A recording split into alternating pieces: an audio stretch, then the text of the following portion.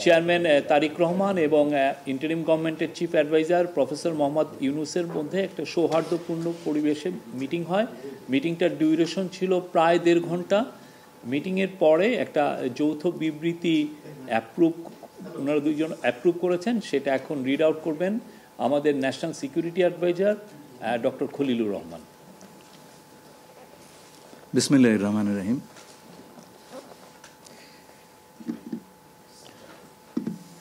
মাননীয় প্রধান উপদেষ্টা এবং বিএনপির ভারপ্রাপ্ত চেয়ারম্যান দুজনের অনুমোদিত যৌথ বিবৃতিটি আমি পাঠ করে শোনাচ্ছি। আজ বিএনপির ভারপ্রাপ্ত চেয়ারপারসন জনাব তারেক রহমান লন্ডনে সফররত প্রধান উপদেষ্টা প্রফেসর ডক্টর মোহাম্মদ ইউনুসের সাথে সাক্ষাৎ করেন। অত্যন্ত সৌহার্দ্যমূলক পরিবেশে তাদের বৈঠক অনুষ্ঠিত হয়। জনাব তারেক রহমান প্রধান উপদেষ্টার কাছে আগামী বছরের রমজানের আগে নির্বাচন আয়োজনের প্রস্তাব করেন। দলের চেয়ারপারসন বেগম খালেদা জিয়াও মনে করেন ওই সময় নির্বাচন অনুষ্ঠিত হলে ভালো হয়। প্রধান উপদেষ্টা বলেন যে তিনি আগামী বছর এপ্রিলের প্রথমার্ধের মধ্যে নির্বাচন অনুষ্ঠানের ঘোষণা দিয়েছেন।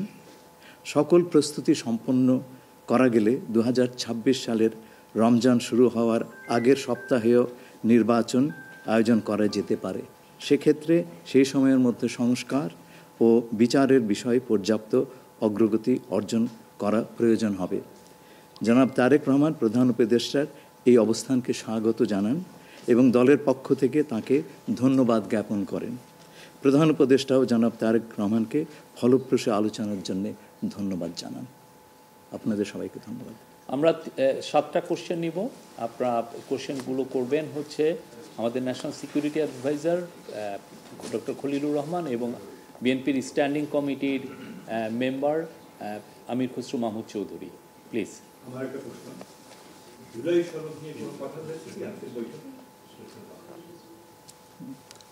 না, জুলাই সনদ নিয়ে তো অলরেডি আলোচনা চলছে দেশে, এবং এই ব্যাপারে আমাদের মধ্যে অলরেডি সিদ্ধান্ত আছে যে ঐক্যমতের ভিত্তিতে জুলাই সনদ হবে, এবং সংস্কারের ব্যাপারেও একই উত্তর আমাকে দিতে হয় যে ঐক্যমতের পরিপ্রেক্ষিতে আমরা সংস্কার এবং জুলাই সনদ দুটাই করব। সকলের ঐক্যমতের পরিপ্রেক্ষিতে সেটা সিদ্ধান্ত নেওয়া হবে, এবং এটা আমি নিশ্চিত এটা খুব কম সময়ের মধ্যে আমরা সেই সিদ্ধান্ত নিতে পারব।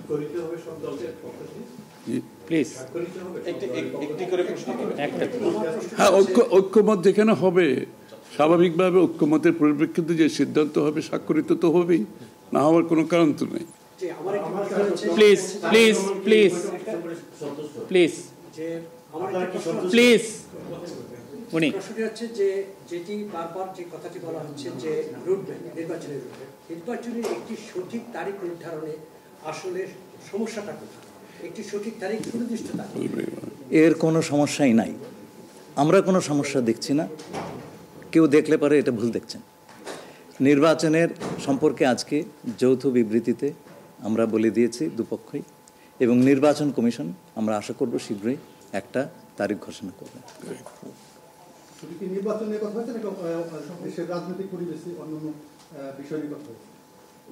সব বিষয়ে আলোচনা তো হবে স্বাভাবিক। আমরা তো নতুন বাংলাদেশ গড়ার প্রত্যয় নিয়ে সামনের দিকে এগোচ্ছি। সবাই আমরা চাই দেশ গড়ার যে প্রত্যয় আমরা নিয়েছি, আমরা ঐক্যবদ্ধভাবে সেই কাজটা করব। শুধু নির্বাচনের আগে নয়, নির্বাচনের পরেও বাংলাদেশ গড়ার যে প্রত্যয় নিয়ে আমরা সবাই ঐক্যমত হয়েছি, সেটা আমরা সামনের দিকে এগিয়ে নিয়ে যাব। একজন প্লিজ প্লিজ উনি বলুন। সংস্কার নিয়ে যে দীর্ঘ আলোচনা হচ্ছিল, সেই সংস্কার বিষয়ে বিএনপির পক্ষ থেকে বা তারেক রহমান সাহেবের পক্ষ থেকে আপনারা কিভাবে রিঅ্যাক্ট করেছেন? যে আবার স্যার আমি শুনি, যে সংস্কার নিয়ে যে বর্তমান সরকারের যে একটা বিশাল রূপরেখা তৈরি হয়েছে, একটা বিশাল তালিকা, সেই তালিকা নিশ্চয়ই আজকে আপনাদের সামনে উপস্থাপন করা হয়েছে। যে সংস্কার বিষয়ে আপনাদের মতামত কি? বিএনপি কিভাবে সেটাকে? না, এটা তো পরিষ্কার। এটা এখানে না বোঝার কোনো কারণ নাই। বিষয়টা হচ্ছে সংস্কার। চিফ অ্যাডভাইজার সাহেব, তারেক রহমান সাহেব, আমরা সবাই একই কথা বলছি। যে বিষয়গুলোতে ঐক্যমত হবে সেগুলোতে সংস্কার হবে, তাই না? তো সংস্কারের বিষয়টা একটা চলমান প্রক্রিয়া। এমন না যে সব সংস্কার এখন শেষ হয়ে যাবে। এটা নির্বাচনের আগেও কিছু সংস্কার হবে যেখানে ঐক্যমত হবে, আর নির্বাচনের পরেও সংস্কার অব্যাহত থাকবে। কারণ আমরা যেই দেশ গড়ার প্রত্যয় নিয়েছি, সংস্কারের প্রয়োজনীয়তা সবাই অনুভব করছে এখানে। সুতরাং আগে পরে সংস্কার চলতে থাকবে। Please please please please. আমার হচ্ছে তারেক রহমান দীর্ঘদিন ধরে এখানে অবস্থান করছেন এবং স্বরাষ্ট্র উপদেষ্টাও বলেছেন ওনার দেশে ফিরতে কোনো বাধা নেই। ওনার এই ব্যাপারে কোনো আলোচনা হয়েছে কিনা বা কবে দেশে ফিরতে পারবে? এই ব্যাপারে আলোচনার কোনো প্রয়োজনীয়তা আছে বলে আমরা মনে করি না। তারেক রহমান সাহেব যখনই ইচ্ছা উনি দেশে ফিরে যেতে পারবেন, সুতরাং এটা সিদ্ধান্ত উনি নেবেন সময় মতো। আমি একটা প্রশ্ন করতে চাই। আমার প্রশ্ন আছে যে শেখ হাসিনার যে এই যে হত্যাযজ্ঞ, সেই হত্যাযজ্ঞের যে বিচার প্রক্রিয়া, সেই বিচার প্রক্রিয়ার সাথেও কিন্তু একটা বিষয় জড়িত। তিনি বলেছেন যে তার সময় অর্থাৎ নির্বাচনের আগেই শেখ হাসিনার যে বিচার প্রক্রিয়া তিনি শেষ করতে চান এবং পরবর্তীতে তাকে ফিরিয়ে আনার ব্যাপারে তিনি সিদ্ধান্ত নেবেন। এই ব্যাপারে আলোচনা হয়েছে কিনা, এবং যদি সেটা হয়ে থাকে তাহলে সেটাও এই নির্বাচনের রূপরেখার সাথে এটা কোনো প্রভাব ফেলবে কিনা? যৌথ বিবৃতিতে এর উত্তর দেওয়া আছে। সংস্কার এবং বিচার দুই বিষয়ে পর্যাপ্ত অগ্রগতি কথা বলা হয়েছে এবং আমরা মোটামুটি কনফিডেন্ট যে এই অগ্রগতি আমরা নির্বাচন আগেই দেখতে পাবো। সম্পন্ন করা যাবে। রাজনৈতিক দল এনসিপি নির্বাচন কমিশন সংস্কার ছাড়া নির্বাচনে যাবে না বলে ঘোষণা করেছে। এই ব্যাপারে এখানে আলোচনার কোনো সুযোগ আছে বলে আমি মনে করি না। এটা স্যার বলেন কি হয়েছে? সকল দলের সম্মতিক্রমে নির্বাচনটা অনুষ্ঠিত হবে। আমরা সেরকমই চাচ্ছি। নির্বাচন কমিশন এই নির্বাচন কমিশনের অধীনে নতুন রাজনৈতিক দল নির্বাচনে যাবে না বলছে, এখনো আলোচনা হচ্ছে। এটা ওনাদেরকে জিজ্ঞেস করেন। এটা যার প্রত্যেকটি দলের নিজস্ব মতামত আছে, তবে আমরা সকলকে নিয়ে নির্বাচনটা করতে চাচ্ছি। আচ্ছা, তাহলে কি আমরা বলতে পারি যে এপ্রিলে যে ঘোষিত যে নির্বাচনের রূপরেখা, তাহলে সেখান থেকে সরকার কিছুটা সরে আসতে চাচ্ছে বা আসবে? যৌথ ঘোষণায় এই বিষয়টি সুস্পষ্টই বলা আছে। আপনারা শুনেছেন, যদি সকল